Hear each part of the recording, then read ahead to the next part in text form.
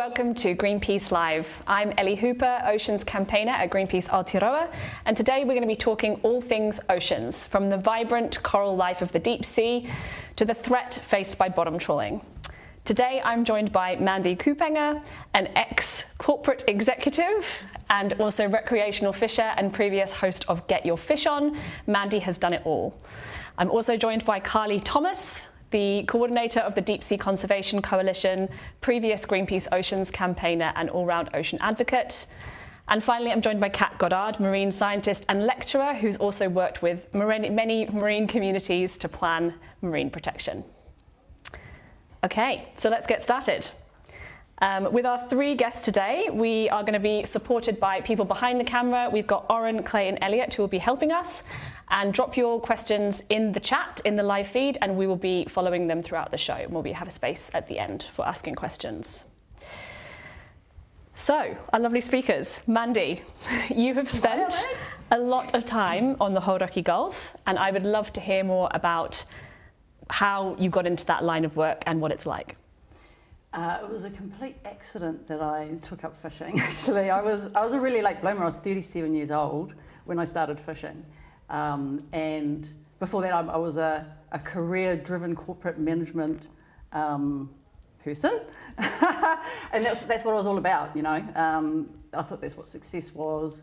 Had an amazing job, travelled the world, managed a $250 million portfolio, learned heaps, met amazing people. But at the end of the day, it wasn't fulfilling. It was selling stuff, not, you know, really touching people and making positive change in the world. And so I crashed and burned in that job. At 37, I bought a $20 fishing rod and I spent a year sitting down by the ocean, not catching anything, but really just healing, I think. Yeah. So I found that the Hauraki Gulf was my place where I healed from that. And then I got interested in catching fish and I really wanted to feed, you know, I was hungry. So I started learning about fishing and became obsessed with it. A year later, I spent some time on Matt Watson's fishing show. He's like the sort of the main fish show person back in the day, because I thought I could learn fishing from him, which I did.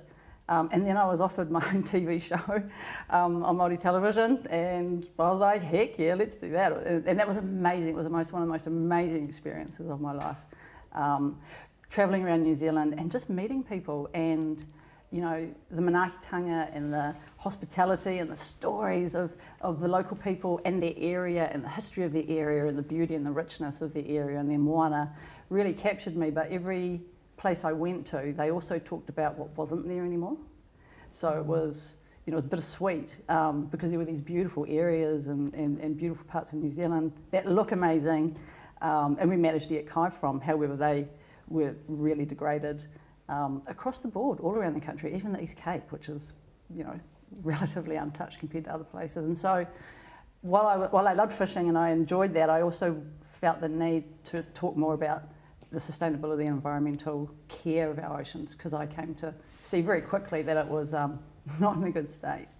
And so I tried to do that within the fishing shows, but they were sort of light entertainment. So, you know, me talking about bottom trawling and things like that, it was like, cut it out. So I moved in recent years, and it's now sort of 4 to 5 years, full-time, you know, more into producing content and working with great folks like you to help tell stories about the oceans and what's happening, because I think there's not enough understanding out there, and I feel like I can help with that. So my line of work now is producing content, and I call myself an environmental entrepreneur, but I don't seek to make money, I just seek to make change. And yeah, so that's what I'm doing these days. Yeah. Awesome. And Kat, what do marine scientists actually do day to day? Can you tell us a little bit about your work? Well, I wish I could say that I lived on a boat and was always in a wetsuit. It's not quite the case in reality anymore. Those days are well and truly gone. Most of my time nowadays is spent lecturing and doing sort of community-based and also local research, and really heavily involved in sort of fisheries and marine conservation policy side of things. But I do still have a few research projects which any opportunity I can to get my students into the water or out on the water or on offshore islands doing conservation work, I grab at that as much as I can. And I'm very lucky, actually, all three of us are, if we think about where we live. I live in the winterless north, so sorry all you Auckland folk. And whenever I can, I spend as much time as I can with my family, on the water, at the beach, just enjoying, revitalising myself in the ocean, like you said, something healing about being around the ocean. But definitely working on research as and when I can, and hopefully some exciting projects this year. Awesome. And Karli, you used to be a campaigner at Greenpeace, and I hear that you've spent over a year of your life actually at sea campaigning for the ocean. Can you tell me a little bit about how you got into that line of work? Yeah, it goes back right to, before I was born actually. So I grew up in a little cottage by the sea in Golden Bay, and while she was pregnant with me, my mum shelled scallops for tallies, and so that sort of, my upbringing right next to the sea made me love the sea. And later on, when I started working in this line of work, I realised that fishery is completely gone now. It's just been dredged to oblivion, and so that really, it hits hard when that sort of, goes right back in your life. So I've been working in sort of marine conservation space for a couple of decades, and some of that time with Greenpeace, and a lot of that work was at sea. I think about a year and a half of my life I've been on various Greenpeace ships, confronting issues at sea, exposing illegal fishing, unsustainable fishing, calling for marine protection. And now I'm working with the Deep Sea Conservation Coalition and calling for the protection of seamounts and the deep sea corals and other life that's found there. And that brings me to working with everyone here, which is a really great experience. Awesome. Well, welcome all of you. And I guess the thing that we've already touched on that brings us all together is the issue of bottom trawling. So what I wanted to talk about first was the hyper-local, so obviously in the Hauraki Gulf that kind of surrounds Auckland and wider. There's a lot of problems in the Hauraki, and I know that you, Mandy, have done a lot of work in this area. When was the first time that you started becoming worried about the Hauraki Gulf and the state of it? Pretty much when I first started fishing. So 37 years old, I was in Lee, fishing off the wharf there, and I wanted to know how to catch fish. And so I went around talking to everyone. And along the way, I started hearing stories immediately of, well, you could get fish there, but there's no fish there anymore. So you've got to go here. And again, just stories of what people used to be able to do, where they used to be able to catch fish. And so I wouldn't say I was worried at that point, but I was certainly aware from the beginning that there were pressures on the ocean. And then the more I came to learn and understand, and I worked with some organisations like Legacy, and I was really curious about what the heck was going on. And so it was very soon I got worried, very soon, too soon. Yeah. And what about bottom trawling is obviously still happening in the Hauraki? What about it makes it so destructive? Well, bottom trawling, there's a couple of things with it, right? So bottom trawling is when there's a net dragged behind the boat, but it's weighted so that it goes to the seafloor, and then it's dragged along the seafloor, which is, it's like a bulldozer on the seafloor. And there's habitat and sea life and ecosystems, and basically there's underwater communities that live in those spaces where they're trawling. So if you imagine, I don't know, just like dragging, like bulldozing Parnell, the rest of it's still okay, but there's still some real damage that's done there. So the habitat in our Gulf has been, a lot of it's been destroyed over time, but then also the nets scoop up everything. So they're not choosing, they scoop up everything, and the way that fishing and quota works is the boats will only have quota to catch certain species.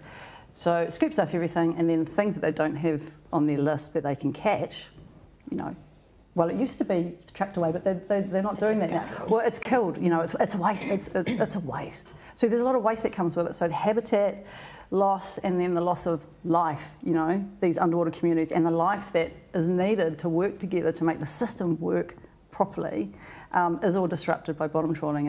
And I mean, the Hauraki Gulf is in ecological collapse right now. It's collapsing. It doesn't get much worse than that. And we're still bottom trawling. There's still proposals to bottom trawl, which blows my mind, but that's why we're here. So figure it out, because it's crazy. I mean, it's so crazy. Yeah. But you've been doing, so you're working on a documentary at the moment, is that right? Can you tell us a bit about that work and how you've been working with local communities? Yeah, I'd love to. So it's been sort of almost a decade in the making, actually. I've wanted to do something like this since I first became aware of the issues. And it's called Heal the Hauraki. We're in pre-production at the moment, but we'll be filming next month. And it's a solutions-based, action-oriented, community-driven series that shows how leaders within communities and Māori communities are working with wider communities to fix stuff, like to do things that will help heal the Hauraki Gulf and are healing the Hauraki Gulf. And Mātauranga Māori is a big part of that, which is ecosystem-based management. It's not the opposite to what we're doing now. And we all know that's where we need to be moving, and I'm sure we'll cover that at some point of this discussion. But yeah, it's really raising awareness and showing, hey, look, while there's lots of issues we face, there are solutions out there, trying to just get everyone on board. If you want to do something, hey, there's these things that we can do together, and just show a plethora of solutions that people can get involved with, because the more people that are helping to heal our oceans in general, that's how we'll heal them. Yeah. Awesome. Sounds like a great project. Can one of you just describe really briefly what ecosystem-based management means? Because lots of people won't know what that is. We do.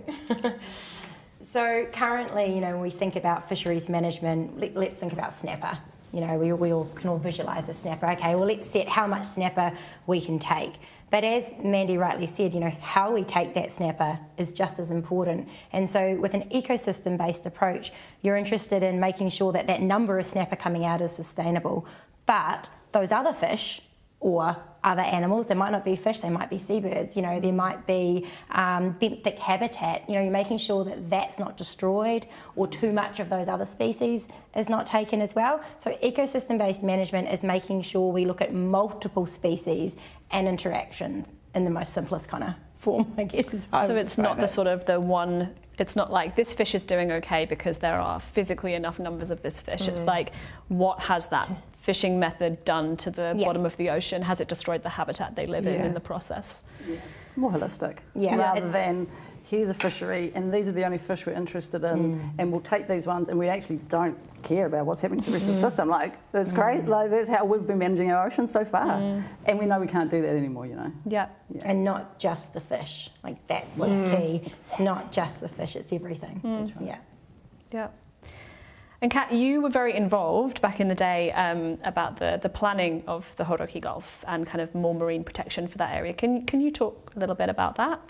Yeah, wow, definitely. Over 10 years ago, actually, was when I started working on the Hauraki Gulf.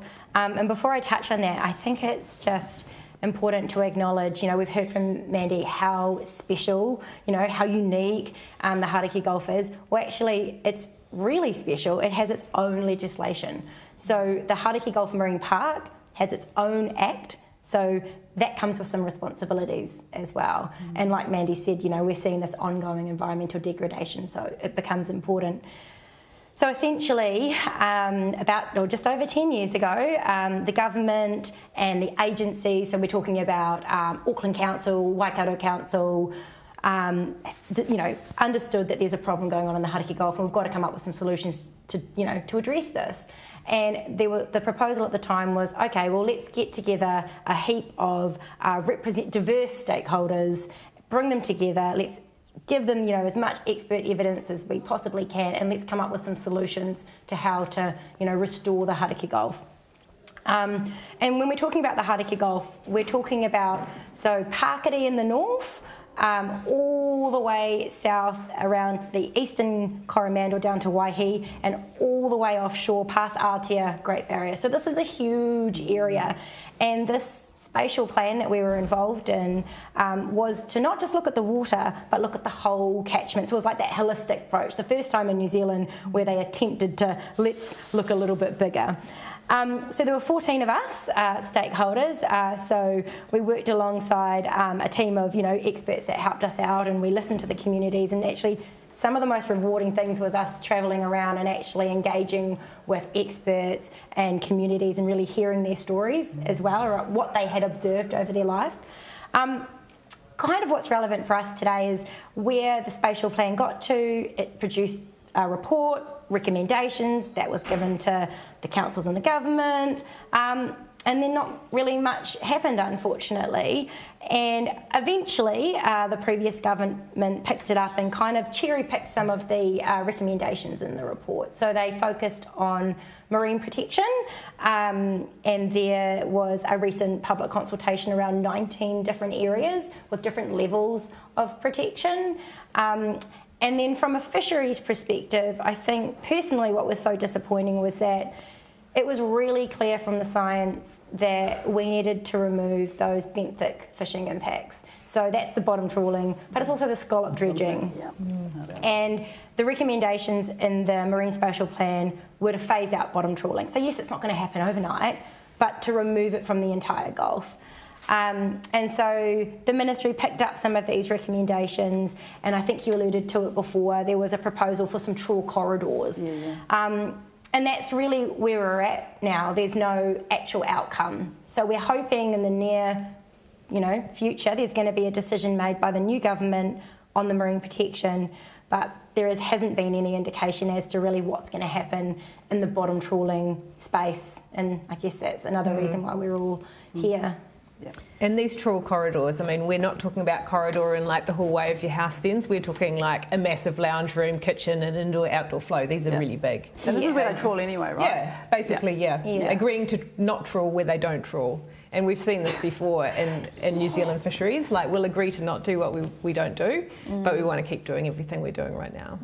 Because trawling's been phased out of the Gulf, like it's not in the inner Gulf anymore, it has been pushed out, but it's like they're just holding on to this last and dressing it up and saying, well, we're only going to do these corridors, but the corridors are where they're already fishing, so it's just like, it's quite convenient. It's not actually addressing the issue, and it's kind of confounded because, as I said before, we've got this special legislation, right? So the Hauraki Gulf is meant to be managed in a way that restores it and makes sure that it's there for future generations. And with that kind of legislation, it actually requires these 3 yearly reports that report on the state of the Gulf, and that's consecutively shown that the health is not improving. And unless we actually address these issues, we're just going to see total collapse. And you alluded to it before, where you mentioned that there's ecosystem collapse out there.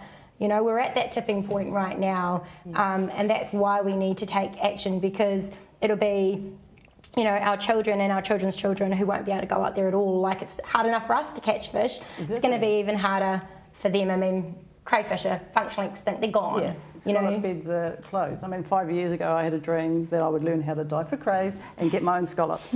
And that within 5 years, that dream is gone, And so it helps focus on, I have to let go of that and go, okay, as a fisher, I can't necessarily fish where I did. I can't get the same things that I did.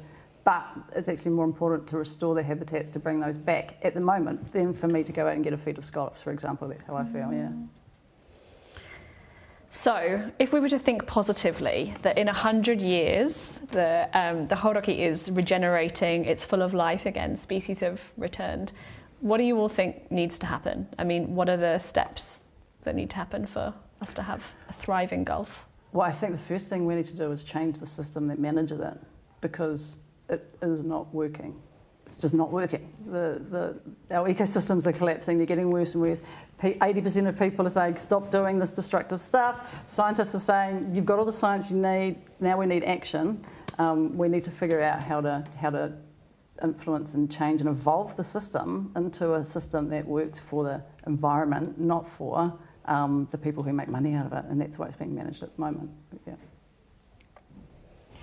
I think I absolutely agree what Mandy said. I think what I want to see is the industry actually jumping on board with innovation. Like, let's become more sustainable as a country. We claim that, we like to internationally, of course, claim the green, clean, we're sustainable, but our fishing industry isn't. So I would love to see, some of our fishing industry, right? The bottom trawling, and I'd love to see them take charge and invest in innovation. What are seabed friendly methods to fishing? It's not about necessarily saying no commercial fishing, but how we catch our fish is where the change needs to take place.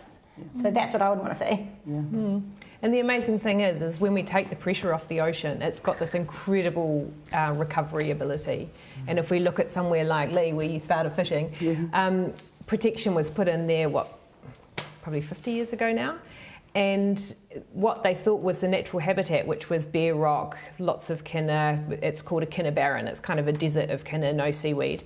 That was covering most of the seabed in that area, and once they put in place protection and the bigger fish came back, the snapper and the crayfish, all of a sudden the seaweed could regrow and the entire ecosystem regenerated from the bottom up. And that sort of thing is possible, but we need to look after the ocean better to get it. And that's got spillover effects too, right? So it's like you protect areas, but then the benefits to the fish populations, it's like goes beyond the borders of whatever protection you've got. Yeah, and I think the other thing, Ellie, in 100 years is just as people understanding that we can and should and do everything we can to make these things happen, and it's about working together and bringing everyone in on this journey of how we're going to heal our oceans, because it's obviously a huge factor in climate change as well. Our oceans are one of our greatest allies in that fight, so it's so important. I think people just understanding. I think there's a hopelessness out there at the moment because it's frustrating to get stuff done. But I really believe that if more people have that hope and come on board and help out, get involved in these discussions, take action, do something, do anything, that it will make a difference. Awesome. So obviously bottom trawling does happen in the Hauraki Gulf, but it also happens around the country, right? It's happening pretty much everywhere off our coasts, including in deeper offshore waters and on seamounts. Karli, you have run a campaign for a very long time to protect these areas. Can you explain to everyone what a seamount is and why they're so important? Yeah, sure. It's kind of what it says on the can. So it's in the sea and it's a mountain.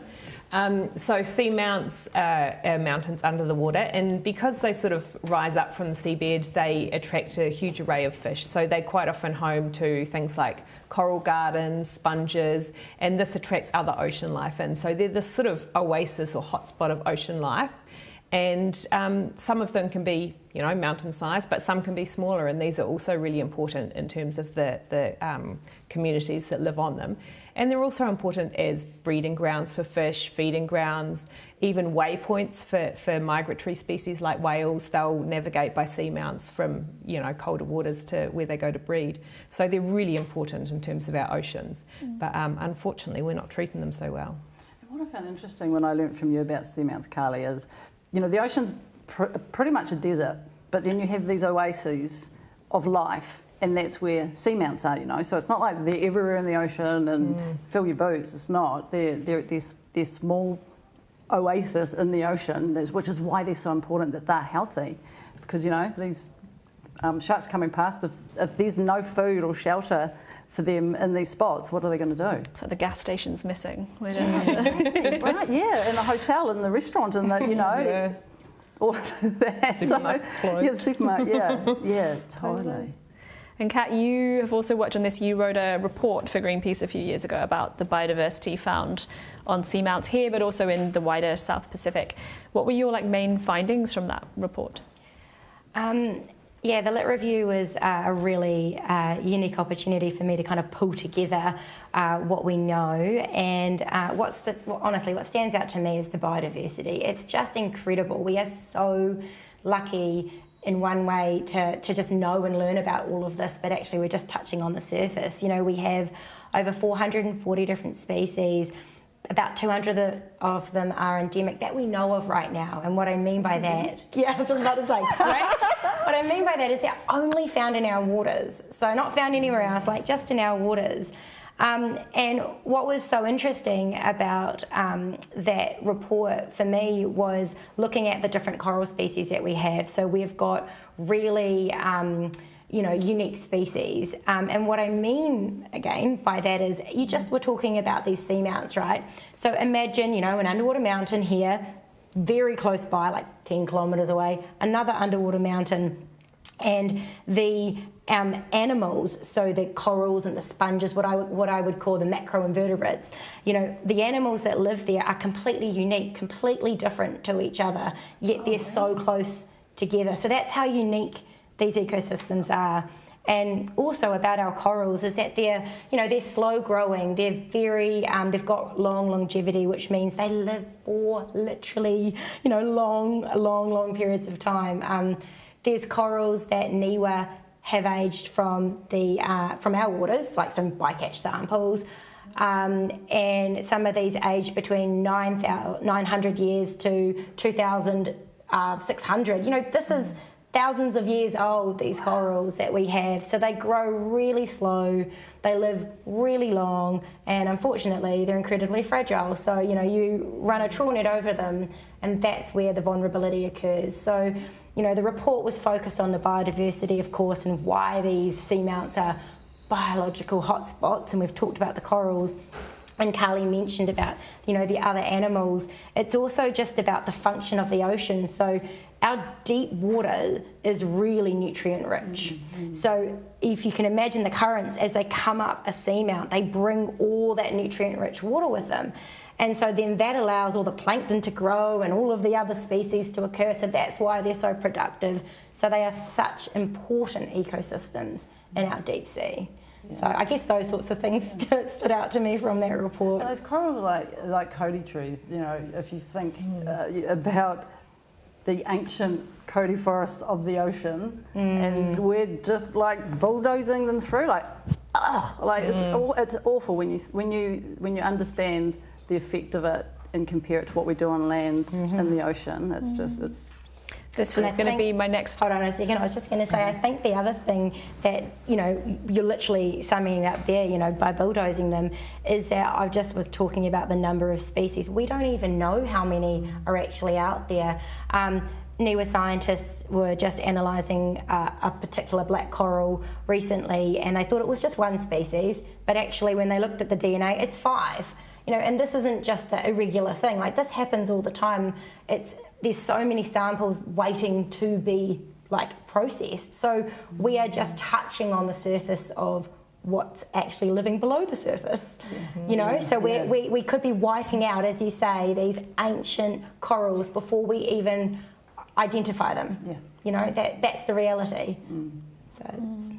And coming back to Mandy's point about what we do on land versus what we do at sea, I mean, some of these species are protected under legislation, right? So what's that about? Oh, yeah. This one frustrates me. So we have the Wildlife Act, which I know is a little bit boring legislation, but this act is meant to protect species like our tonga, our amazing species that make us Kiwis, the kiwi, that's what I'm talking about. I'm talking about Aotearoa. And corals, well, actually 4 groups of corals, your black corals, your stony corals, your gorgonians, your hydrocorals, that's what we sort of call them.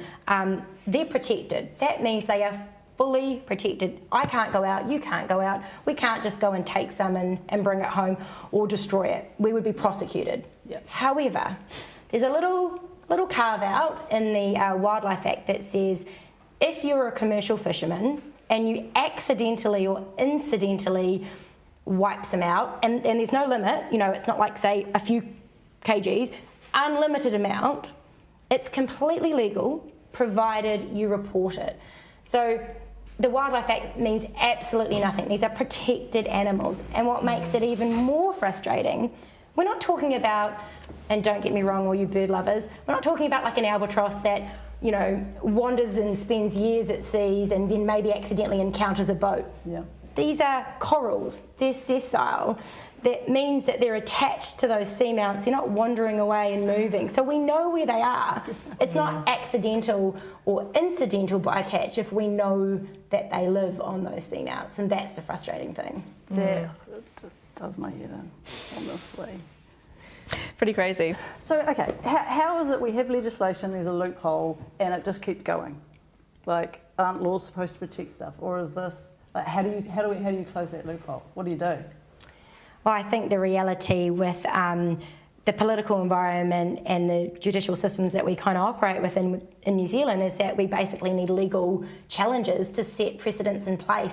So that's, could be hundreds of thousands of dollars, could be a lot more, but we need organisations to take the ministers or the fishing industry to court to actually challenge these things. And thankfully some of that is happening now, but it's a slow process. These things don't just happen. That's one tool.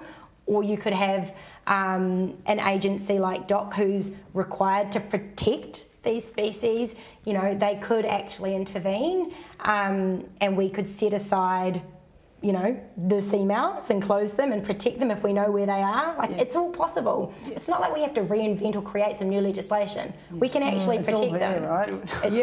That's just not the key working. thing, is that we have the legislation that we need to do this, and we really sort of called on this. In 2020, we delivered a petition to Parliament with more than 50,000 signatures calling for the protection of seamounts to save the corals and the other ocean life that's found on them.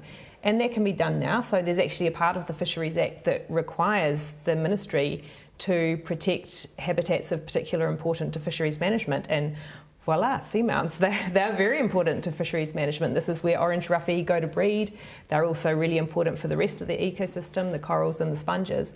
And so they've got that already written into their law, but they just haven't put it into action yet. And, you know, coming back to the accidental, we know where these seamounts are. We've got about 2,000 of them in our waters. And to go out and intentionally bottom trawl on those seamounts, and what do you know, coral comes up in the net, accidental my ass. That's not. Yeah, totally. absolutely. And Karli, you were just talking about orange roughy then. This is almost like one of the poster children of this campaign, but like, what's an orange roughy and why is it so important?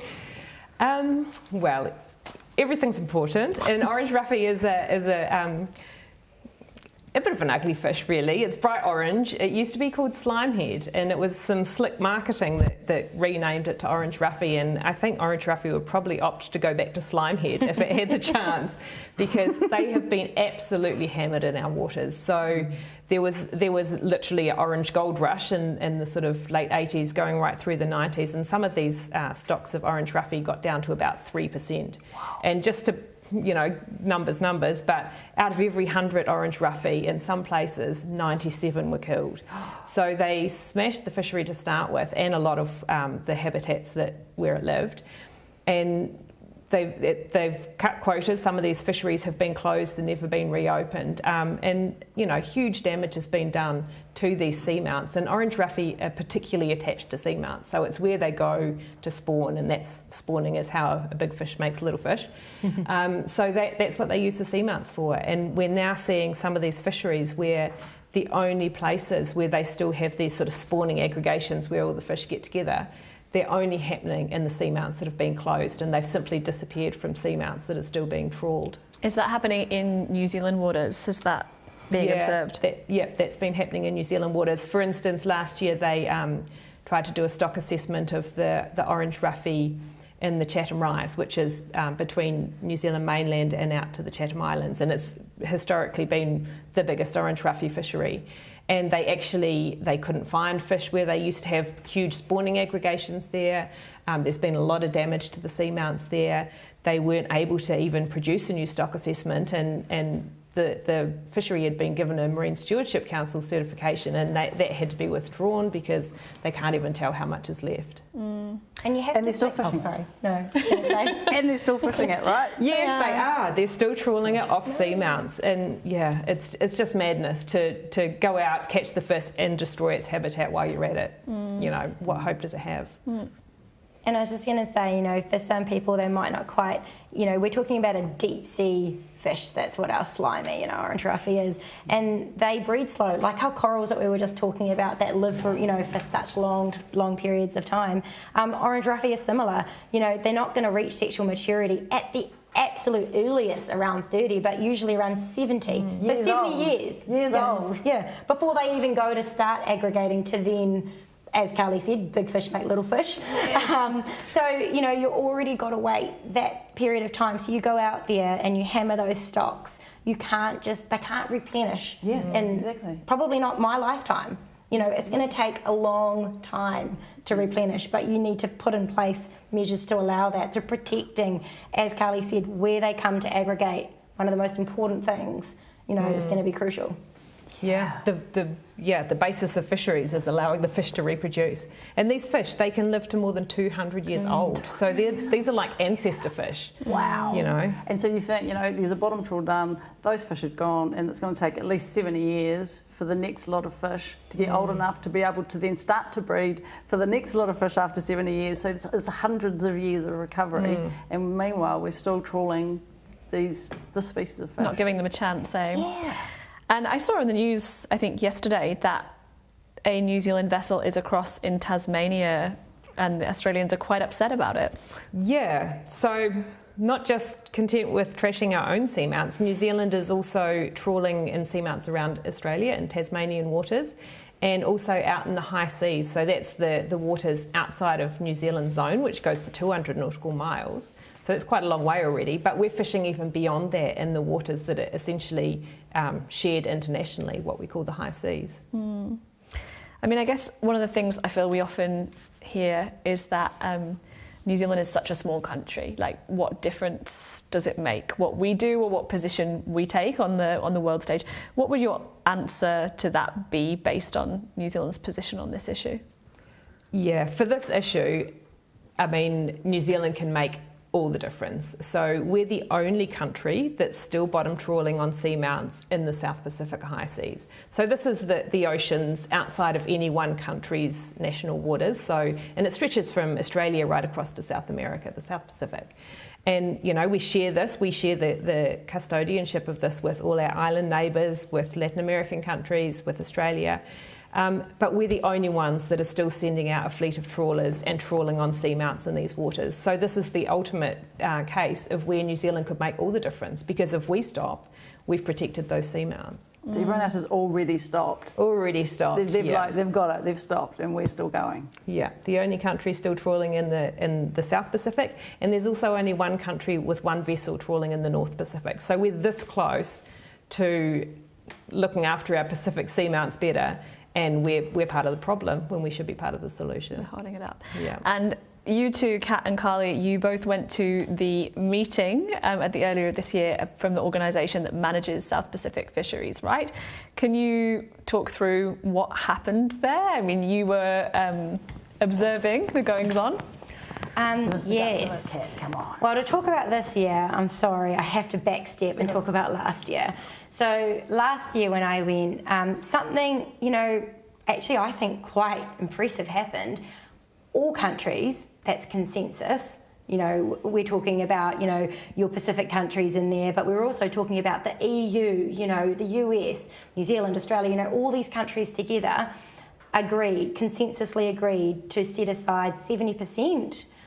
This is in the South Pacific region that we're talking about, and to protect 70% of the habitat that these corals and other animals, like corals that are called vulnerable marine ecosystem species, live. So that was pretty unique agreement. That was like, okay, wow, we're going to agree to do that. Yep. So, you know, quietly, I think there was still, you know, it's not 100, but whatever. Personally, I was like, wow, they've agreed to that. That's pretty impressive. So this year going along, I was quite excited. You know, a little bit of me was quite excited. Okay, so that's a step. It would be a really positive step to protect these really unique habitats and species associated with them. And, you know, sitting away on the New Zealand delegation, and what happens? All the other, you know, Australia and New Zealand put up the proposal, because you have to have a country to sort of put it forward. And New Zealand does a 180 and simply says, no, we won't support that. We have a new government, we need more time, we can't support that. Now just remember, the year prior, it took years to get to that point, not just overnight. Right. Years of an intersessional working group that actually the Cook Islands led, which we were involved in, to get to that point of consensus. And then New Zealand simply turned around and said no. And you know what happened? Change of government happened, and there was no mandate given to continue that. So I think we were, I mean, you know, maybe not totally shocked, but I mean, just really disappointed. And it wasn't just that we were disappointed as New Zealanders there, the other countries, you know, these countries that worked for years to get to this point were disappointed, and they made that known. You know, they certainly did, didn't they, Karli? Yeah, I mean, these meetings are they're a real diplomatic event, and other countries describe New Zealand's position as disingenuous and disappointing, and those words aren't used lightly in these sorts of settings. And I mean, for the Cook Islands, who'd put forward that measure and actually managed to get the entire meeting the previous year to agree to it, hugely disappointing for them. Australia, Australian and New Zealand scientists had worked together to map this out, and as far as they realised that New Zealand was on board with it, and then all of a sudden they've not just dropped it, but they're opposing it. It was pretty shocking to be a New Zealander at that meeting. So what do we think happened? Look what change there was, you know, between the 2 years. That's the reality. It'll be interesting to see what happens in this space, because those countries made it clear that they're expecting to go back next year and implement that 70%. So that's shameful. Like that is, I hear that that New Zealand was the one to block it, and it only takes one to block and it doesn't happen, right? That was us. Like, that's such shame. Shame, like it's I'm not what you would expect. Yeah. I'm ashamed. And the thing is, that I've been to quite a few regional meetings, and I've worked in Tuna, which is where New Zealand is usually working in support of our Pacific Island neighbours, and to see us just sort of do the dirty on everyone else. And when you think about these international conventions, whatever they're on, you know, it can be on climate or fisheries or whatever, but it really relies on that good faith and for countries to work together with integrity. And when a country like New Zealand turns its back on that, it's really shocking, and it does ourselves a huge disservice, because our own industry and our own futures rely on other countries doing what they say they'll do. So if we're the one that turns around and doesn't do that, you know, we're setting things up to fail. And these are the people representing us. So the people representing us are going there saying, nah, New Zealand's not into that. Whereas 80% of, you know, Kiwis are going bottom trawling. You know, so there's such a mismatch between how they're representing us, because they're not, essentially. Yeah. This is going to be my question for you, Mandy. We've seen various pieces of polling, like from different organisations, about how New Zealanders feel about bottom trawling and how they feel about the ocean. And overwhelmingly, what we see is that they want destructive fishing gone. They want more ocean protection. Like, the percentages are crazy high, like 84% for the Hauraki Gulf and 80% for getting a ban on bottom trawling on seamounts. And I think it's the same for the South Pacific as well. So why do you think that the government is not listening? Why do you think decision makers are not listening? I'm so glad you asked that question, Ellie. It's because when I put my corporate hat on, my old portfolio hat, what I see is they're prioritising commercial outcomes over environmental outcomes. And in any organisation, the objectives and the strategies you put in place is where everyone's going to focus those efforts. Because I've always been trying to understand, why don't they do more on the environmental side? And it's because within an organisation, the objectives are commercial, not environmental enough. And that has led us to a position where the ocean's in trouble, where the environment's in trouble. And that's why we have to change that as quickly as possible. Because like the Hauraki Gulf, we're in a situation where it's not, oh no, it's really bad, oh, if we do this, it's going to get bad. Now it is collapsing, you know, and I've seen this happen over the years that I've been involved. It went from being, you know, oops, that's probably not a good idea, to it's collapsing now. So we can't keep doing what we're doing, we just can't.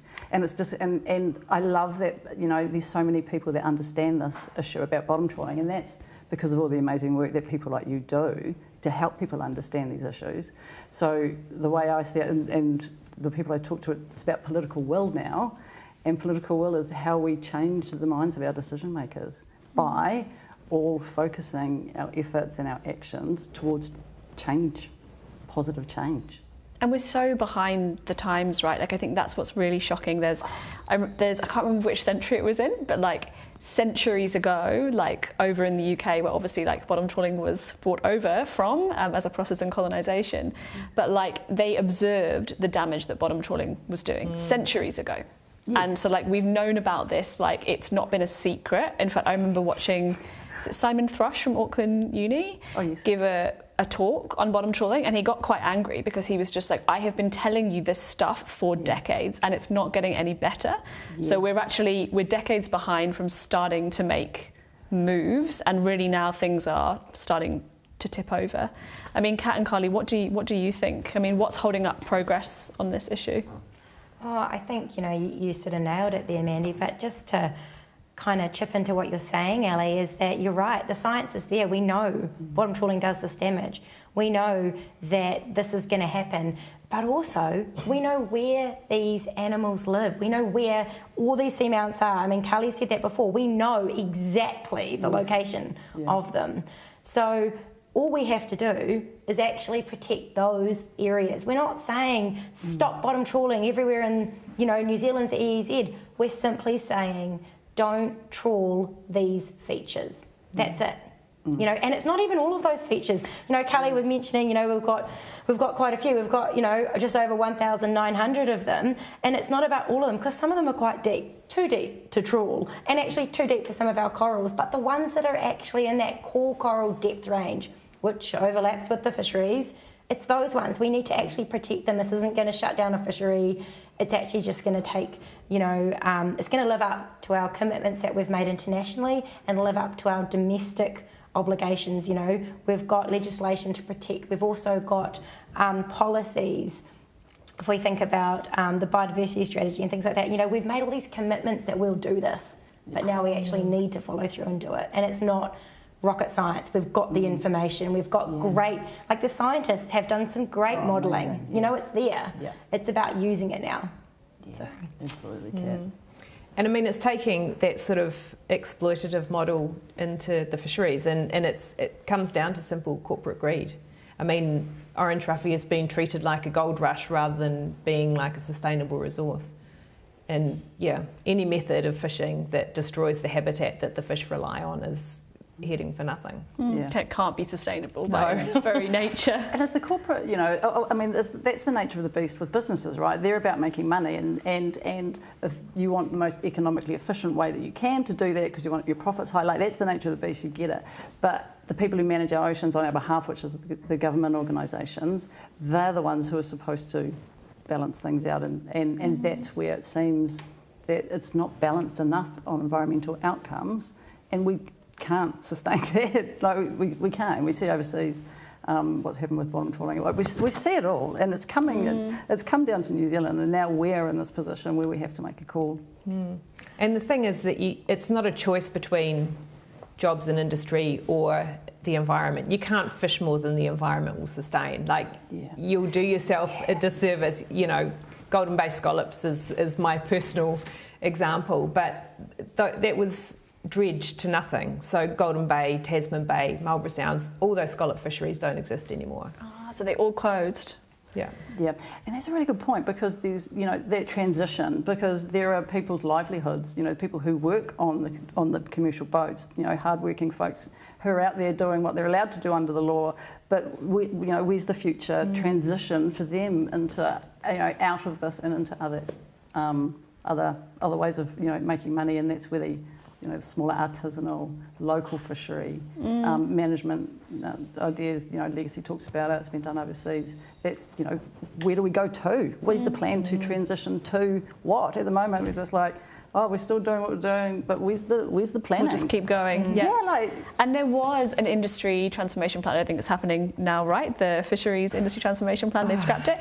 But even that, I mean, if I remember correctly, it was about bigger boats. It was about boats that could fish longer and deeper and harder because the fish are getting harder to find. I mean, what was your thoughts on that? Yeah, well, when you the idea of an industry transformation plan, I mean, I'm all for it, and sending the right signals to industry to constrain their fishing into what the environment can sustain and what we can be proud to export and happy to eat ourselves.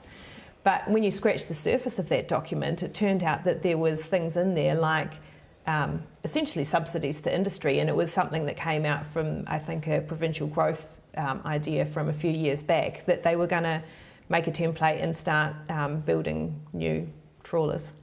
And new trawlers is not the answer for our ocean. I mean, talk about taking a problem and making it worse. you know how we keep saying, you know, we want, you know, bigger, I guess, government directive, you know, they need to do this, they can do this and whatnot. But what I want to see is I want to see those big commercial companies stepping up and taking that innovation challenge themselves. What we see across New Zealand, and, you know, Mandy, you might have come across these in your, you know, previous series or just through some of the amazing work that you've done with local fishers, is we've had the pleasure to work with some incredible commercial fishermen. Like, they're not all out there to go rape and pillage. We've seen, you know, a particular fisherman I'm thinking about right now, who he redesigned his trawl net, all his own money, to make sure that, so he's a mid-water trawl, so we're not talking about bottom trawl, sorry, slightly off topic. But the point is, he spent his own money, he, you know, looked at it to try to solve a problem of catching too many undersized, you know, small fish. Well, how can I release those? Well, actually, I'll redesign my trawl net, I'll change the shape of it, and I'll be able to let out, you know, smaller fish. And he was a commercial fisherman that did that because he wants a future for his children and his grandchildren. And, you know, it was a small family business, and I was so impressed with the work, that he did. But where are the big companies stepping up? Where are they saying, okay, bottom trawling is doing this? There's no question. Like, this is the evidence. Bottom trawling destroys these vulnerable ecosystems. So where is their investment in looking at other ways to fish more sustainably? Precision seafood harvesting. Still Are we going to go there? Not I favourite. agree, Kat. It's innovation, and it's looking at where we evolved the system to. And there was a project, the Precision Seafood Harvesting Project, which amazing science, right? But that was over 10 years ago, 12 years ago, and it's still not here. So that's more about the quality of the fish and being able to let out some of the smaller ones. So great, I'm fully supportive of innovation, but right? it's not stopping, great innovation, but it's not stopping that benthic contact. So what we're talking about with bottom trawling is, let's get those nets off the bottom. You can't have these big steel runners. You can't physically have these weighted nets being dragged over these seamounts and think you're going to have a different outcome. You know, you've got to invest in some technology to actually, you know, do that. And improving the net just to get the fish up in a better condition it's a useful thing to do, but it is, again, single species mentality. It's not thinking about the ecosystem, and if that net's still smashing what's around them on the seabed and destroying the places that they go to breed, you're still going to have an unsustainable fishery. So we really need to think about the whole ecosystem, not just the one fish that we're trying to catch on the day. Totally, and I think about why they wouldn't change their nets, and it's because it comes at a cost, changing out the whole cost to the nets of the fleet, and that's an investment, and this is a low-cost way of harvesting fish. Bulk harvest. Yep, unselective bulk harvest. It's, you know, economically efficient. But so damaging to the ocean. I mean, are there any other countries who are doing this better? Are there other countries who have restricted bottom trawling more than New Zealand has? And can anyone give examples of? Well, part of the reason that Australia is so upset about New Zealand vessels going over there is that it's the New Zealand vessels that have got the sort of factory ships that are going over and trawling on their seamounts. You know, they don't have local ships that are going out trawling on these kind of seamounts at the edge of their waters. So yeah, we're doing a lot of damage with that, and like I said, we're the only country that's still fishing in this way in the high seas of the South Pacific. Only Japan's doing it in the North Pacific, so we're really close in some of these really big areas. The Pacific is a very big ocean, and we almost don't have bottom trawling through there, and there's 2 countries in the way of it, and we're one of them. So and we're quite reliant, right, on bottom trawling as a method, like compared to other countries. Like a huge, is it 70% of the catch comes from trawling in New Zealand? Is that right? Higher? Yeah, it's around that. But I think that it's really important to think about the bottom contact trawling. And so the biggest issue is really around the trawl nets that they deliberately deploy to the bottom of the ocean. And that's when we look at the deep water bottom trawl fleet, which is the ones that are getting right to the bottom and specifically targeting fish on seamounts. That's really the part that's doing the most damage. And so, yeah, I think thinking about that one, it's a very small percentage of our fisheries export income comes from that fishery. It's mostly orange roughy. There's a couple of other species in there as well. But when we're really taking a destructive method, getting it right to the bottom, taking it over a seamount where all the corals are found, where the fish go to breed, that's where we're sort of like really triangulating the pressure and doing huge damage. but that's a very small part of our fishery export. fishery. Yeah. Is it like 2% of total exports? Yeah, it's only a couple of percent of the bottom value. trawled fish, so 2%. And the thing is, we've dragged these stocks down to such low levels that they're really, they're sheltering in their sort of refuges, and that's where we're going and hitting them, or that's where the trawlers are going and hitting them. If we manage our stocks at a level of higher abundance, you don't have to use these bulk harvesting methods to get them. You can use lighter fishing methods, you can use more sustainable fishing methods because the abundance is restored. Could you catch orange roughy with a line? Then could you catch it that way? You can catch it not on the bottom. So when there's big spawning aggregations, they're not like right down on the seabed. So yeah. So turning our heads back a bit more globally again, obviously we were talking before about this South Pacific business and the fact that New Zealand is really not living up to its name on that platform. These regional bodies obviously have this mandate to not just utilise the ocean and not just like fish them or mine them or whatever it is, but they also, if I'm right in thinking, they have a responsibility to protect them, right? So like, how are they going in that regard? Like, have they managed to implement protections, and have you seen any evidence of that? Yeah, well, so if we think about the waters outside of any one country, and countries mostly have jurisdiction over waters to 200 miles, which is quite a long way, but that actually leaves, I think it's 60-something% of the planet is waters beyond that distance. So it's a huge part of our planet's surface. And decades ago, we had the agreement on the law of the sea. The United Nations agreed the law of the sea, and that gives the right to use the resources in the high seas, but it also gives the responsibility to protect the life in the high seas. And in the subsequent decades, we've seen a proliferation of organisations divvying up the rights. So there's been a lot of focus on divvying up the rights. And the South Pacific meeting that we went to, that's one of the many. There's more than a dozen different organisations dealing with this fish and this ocean and saying who can fish what. But there's been radio silence until recently on the responsibilities that go with that fishing. And it was only last year that we finally, decades later, got one treaty that deals with the responsibility to protect marine life in the high seas.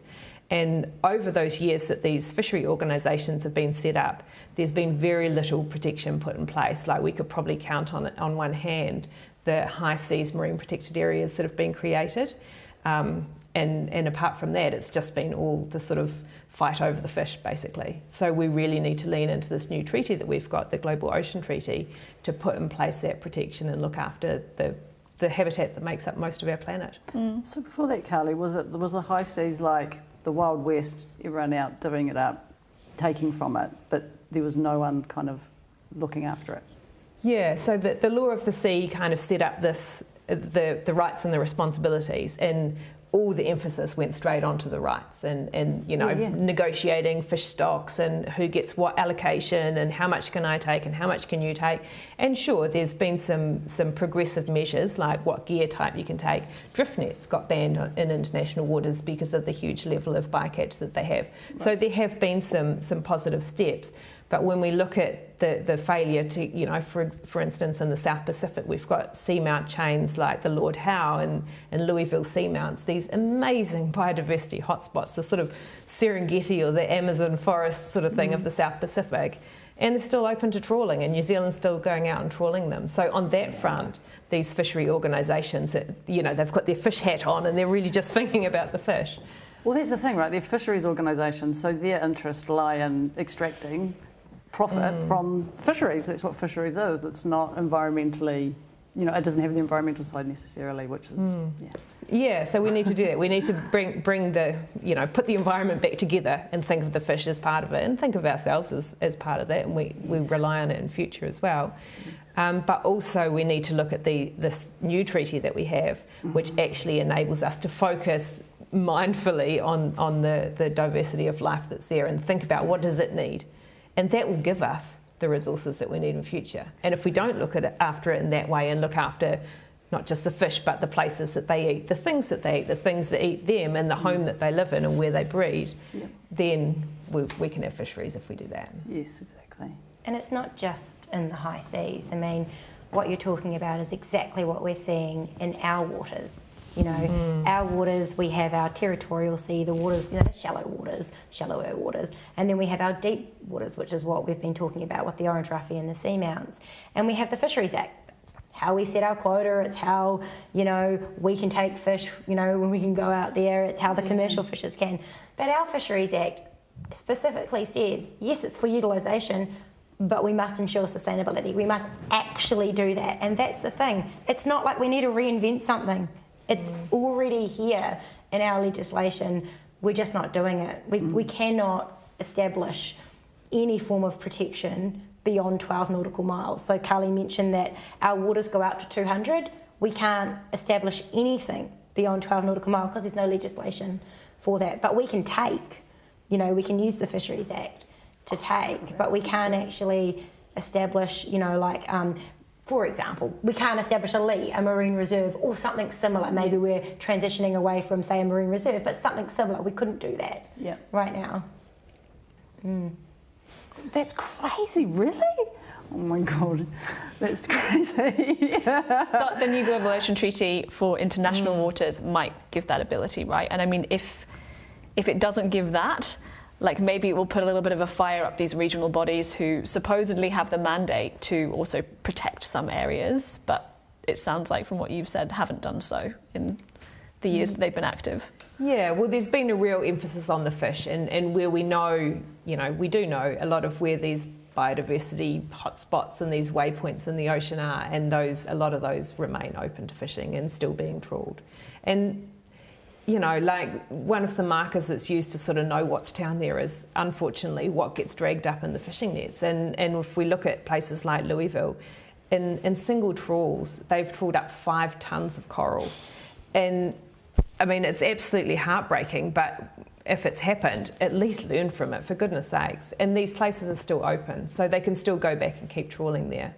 We've got that Greenpeace image, the one that's from the Tasman Sea, right? Which was back in the early 2000s of that huge piece of, was it Gorgonian coral being dragged up? I mean, like, what's the story there? I mean, that was huge. It was like bigger than the guy who was hauling it over. Yeah, and estimated to be around 500 years old. So yeah, just these like ancient relics from the deep sea are being dragged up, and you know that's more than a decade old, but we see every year it's enough to make you cry. We see these pictures, and corals that size have been dragged up in the past year. And like I said, there was a case where 5 tonnes was dragged up from one seamount. There have been others, 3 tonnes, 1 tonne. You know, this keeps happening. And like Kat said, you know, she's written a report on it. We know where these seamounts are. Oops. Yeah, oopsie. Accidental. We know where these are, and we know what the method that's doing this damage. So it's really just a matter of putting 2 and 2 together and protecting these places so that the life can flourish there. And you know, the orange roughy will keep going back there and breeding, and we can keep a fishery that's based on that, but not if we keep trawling these really precious places.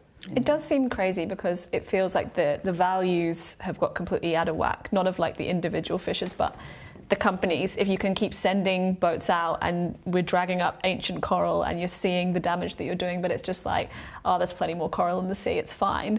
But then we see this ocean decline. Every report that comes out internationally or here in New Zealand, we see marine decline on almost every single indicator, right? I mean, it's quite shocking. It is. Yeah. It's like we're living in the 80s going, well, it was okay then, let's just keep doing it and we'll be fine. Like, do we really have to change it? And it's kind of, and you know, people who get it are like, yeah, we got to change it. But there's not enough of us going, change it, change it, change it, change it, change it. So, you know, if 84% of people don't want bottom trawling, you know, they need to start getting vocal, help us be more vocal, because we can give the percentages to the people who make the decisions, but unless they're, you know, really getting it in the air, it just feels like they're not going to change what they're doing, and we have to change it.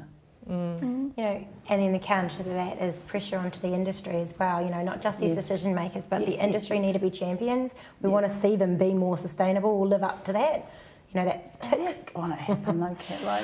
Well, you see it in some, I guess, you know, we see it in some commercial industries, right? Yes, you know, there are absolutely. commercial operators out there that are operating, you know, better. So, you know, that pressure's got to come at some point. But maybe it's market driven, you know. It's hard to think that an individual can have an actual, you know, meaningful way of you know, Absolutely. making something happen. Yeah. But by going to the supermarket and being like, okay, well, how was this fish caught?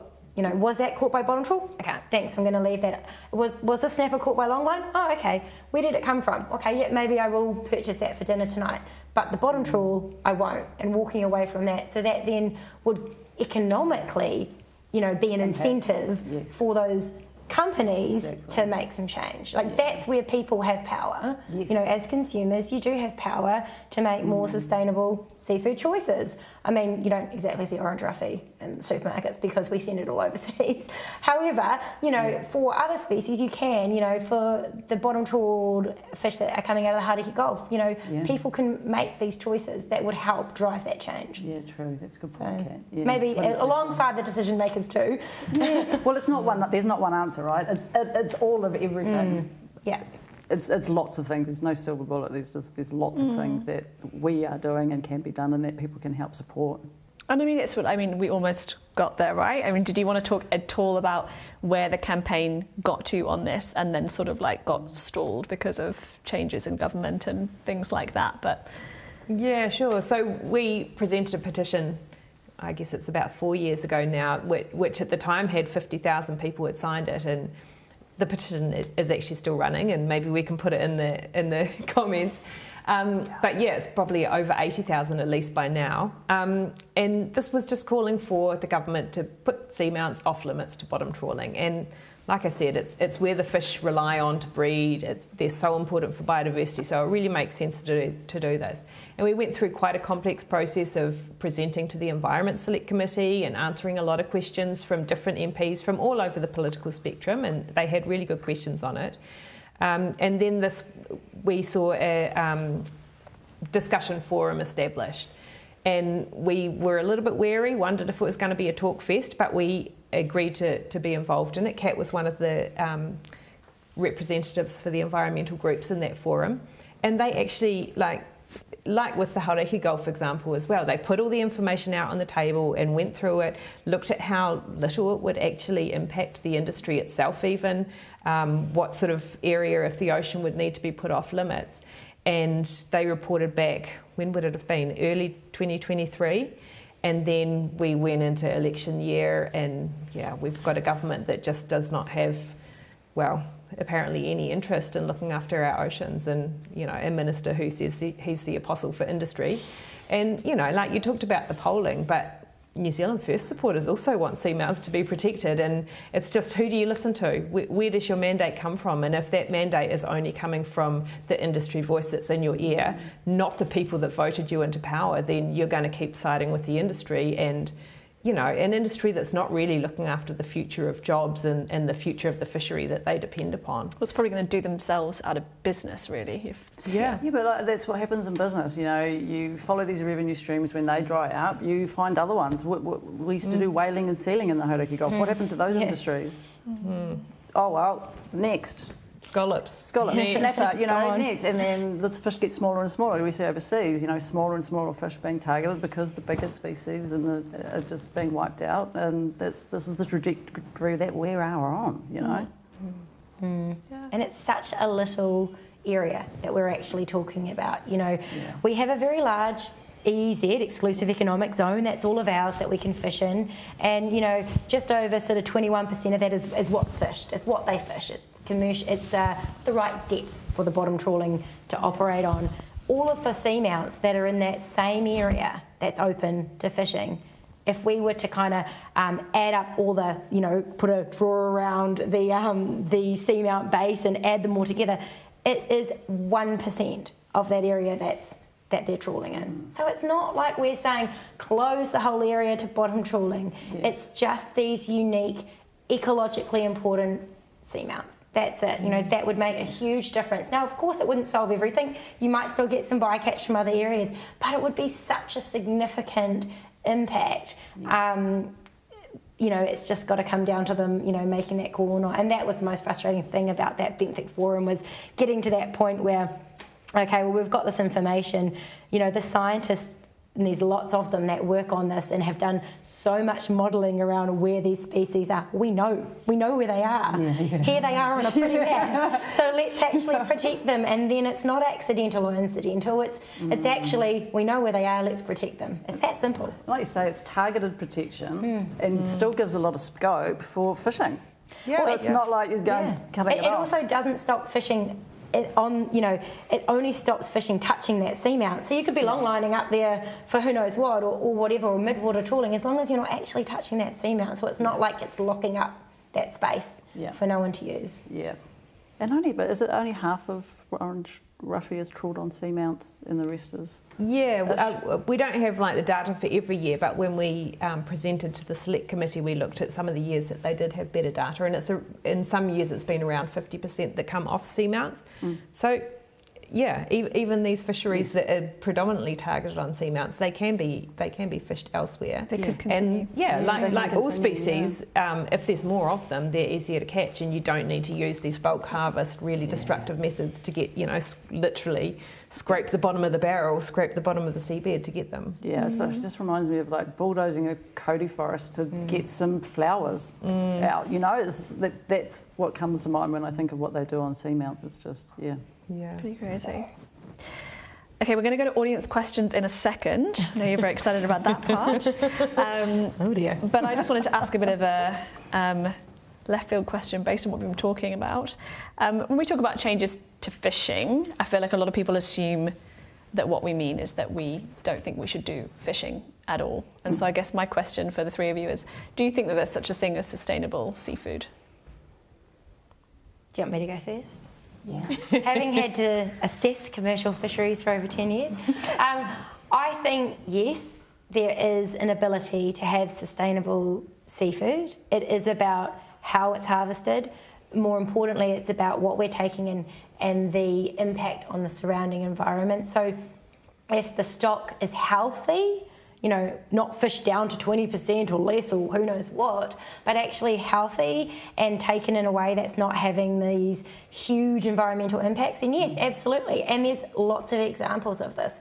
But when we look at the large majority of our seafood in New Zealand and how it's caught, where it comes from, and how the stocks are, you know, there's a lot of, in my opinion, you know, unsustainable commercial options on the list out there as well. So I think it is possible, and I like to think that with enough pressure from consumers alongside everything else, that, you know, there'd be more drive from industry to keep improving to be more sustainable, so they can actually fish in the future. It's in their best interest, you know.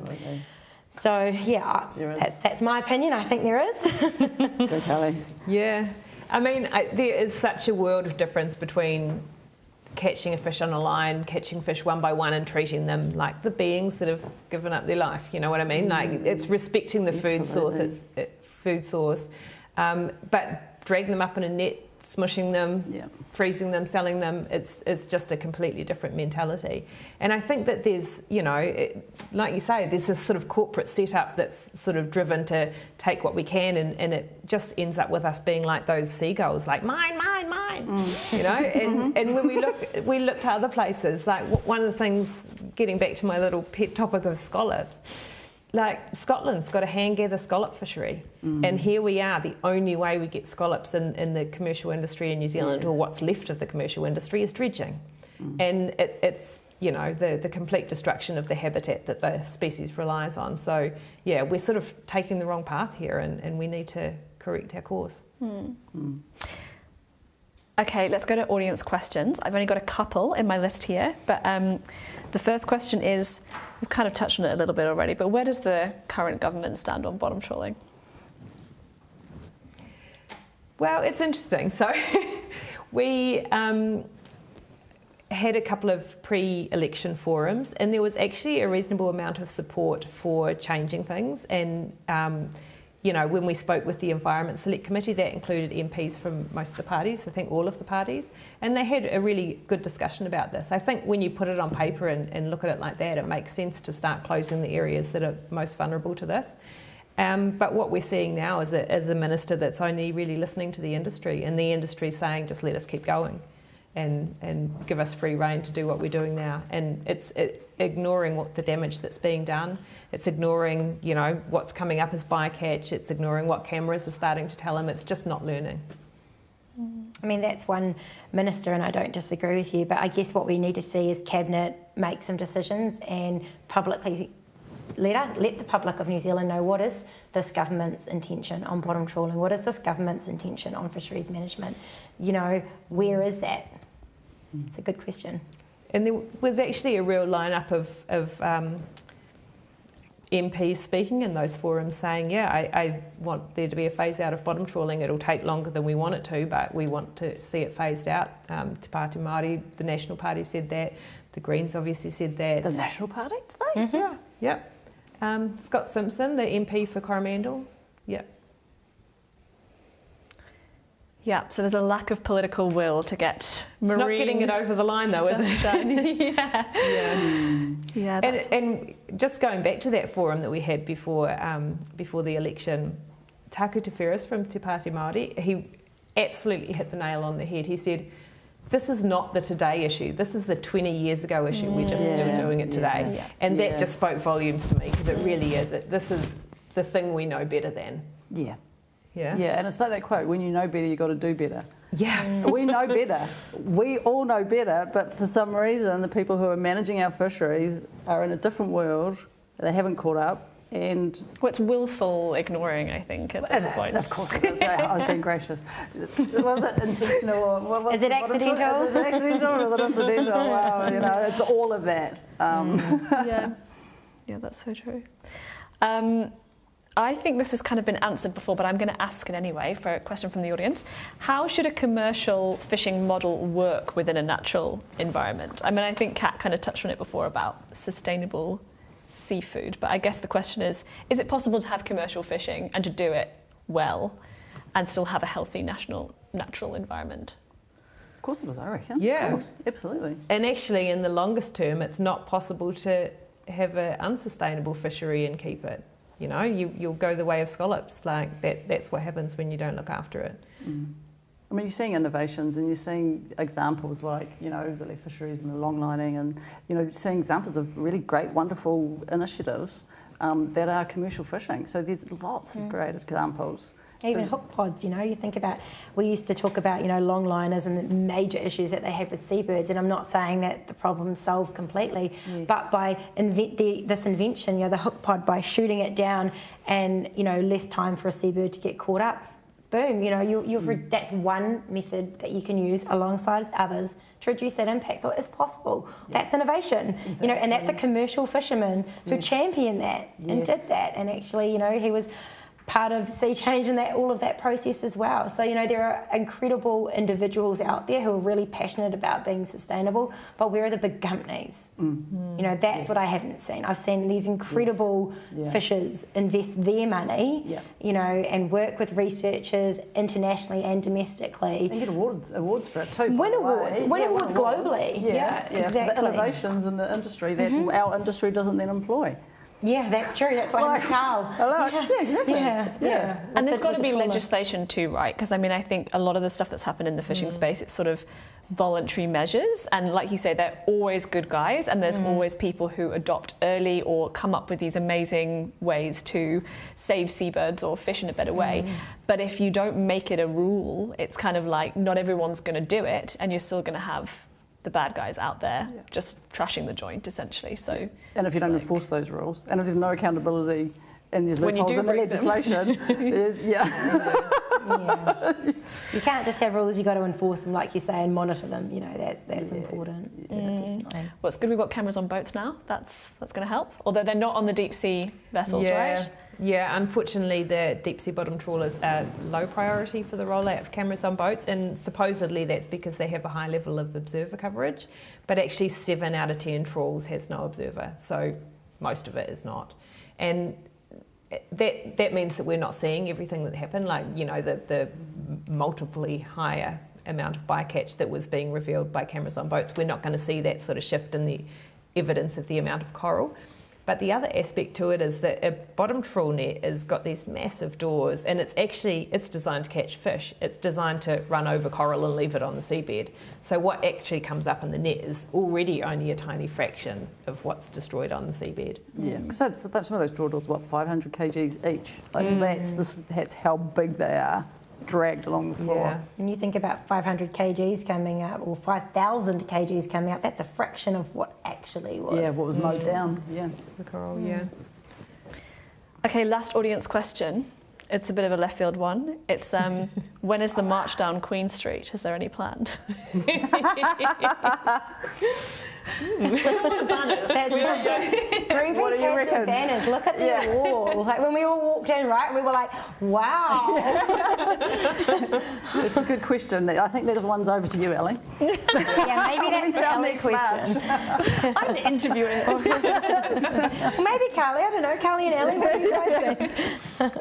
Let's go. Let us know. Let's organise it. Yeah. Who's got the bulldozer? I didn't say that. That's not a camera. Okay, well, we're almost at the end of our session. Thank you so much for joining us. And for you at home, thank you for joining us too and sending your questions in. Karli, Mandy and Kat, do you have any calls to action for our people at home that you would like them to do after watching today? Well, sign the petition, talk to politicians about this at all levels, because I think that everyone's got a role to play in, you know, turning around how we treat our oceans. So talk to your local politicians, talk to your local MP, do what you can to help us make a difference. Have your voice heard. Yeah, absolutely. Yeah. I guess mine's a little bit cheesier. I'd say bring out the inner, bring out the inner nerd in you, and like have a look and start exploring and see just how diverse and amazing our deep sea ecosystems are. We're so lucky, you know, in one way in New Zealand that we know that we've got some of this incredible diversity. Of course, we've got to protect it, but learn about it. You know, talk to your kids about it. You know, share that message. It's about better understanding these environments that, you know, we have. What about you, Mandy? Yeah. What was the question again? Sorry, I was just like, yes, and I'm like, yeah.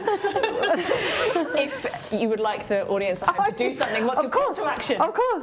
Besides go fishing with you, we'll share some crayfish. Apart from that, here's an idea. For everyone who goes to the ocean, every time you go, have a think about what you give back to the ocean. So, for example, you go down, you have a walk, you have a fish, you have a swim, you're enjoying the ocean, you're like, I love it. Love's two ways as well, you know. So you take and you enjoy the ocean. Every time you go to the ocean, think about what you can do and do something to give back. Give that a go. If everyone did it, if everyone did something when they went down to the ocean and signed a petition or go online and share something or talk about it, if everyone did something, overnight things would change. So that's my challenge. Beautiful. What a great way to finish. Well, thank you so much to our speakers for joining us tonight, and thank you at home for watching. We've come to the end of our time here tonight, but we hope that you continue to join us on this journey of protecting the environment here in Aotearoa and beyond. Thanks.